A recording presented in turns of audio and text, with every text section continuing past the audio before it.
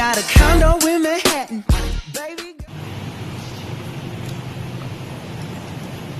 Hi, I'm Karen Guapa and I'm going to tell you what is communication. Manhattan. Baby girl, what's happening? Communication is the importing or exchanging of information or news.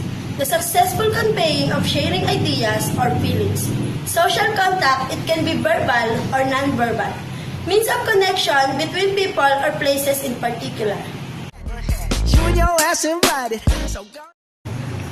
Hi again, I'm Karen Guapa and I'm going to tell the two social contact of communication. The first one is the verbal communication and the second one is the non-verbal communication. Verbal communication, spoken or written conveyance message, human language, use patterns of sound or gesture. Invited. So gonna get to clapping. Go pop a phone. No, I'm already here. Hello, where are you? Waiting for you. Knocking at your gate. Really? Seriously?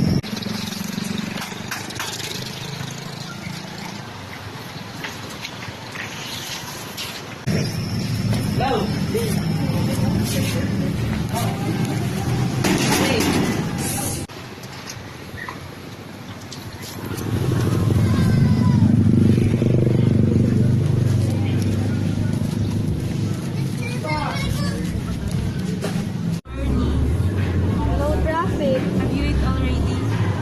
Not yet. Let's go buy some food.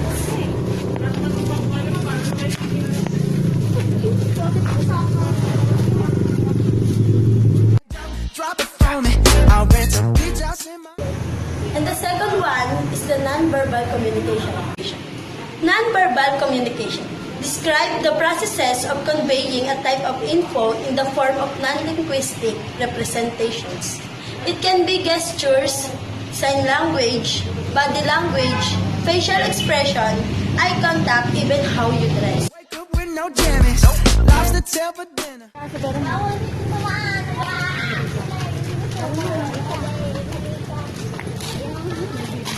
Ay! Hoy! Hoy! Di mo man lang ba ako tutulungan? Alam mo na ang pilay ako eh, di ba?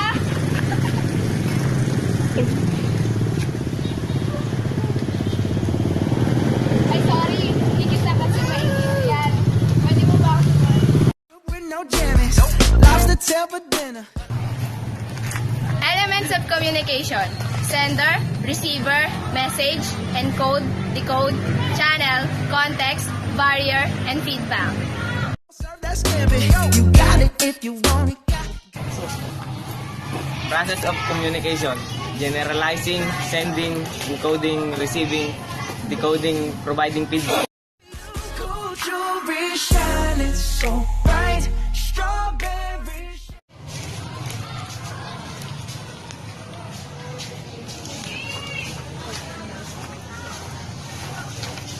Hoy pare, kamusta ka na? Pare, ano ba ginagawa mo? Pare, you want... Oh, salamat! That's what I like. Lucky for you.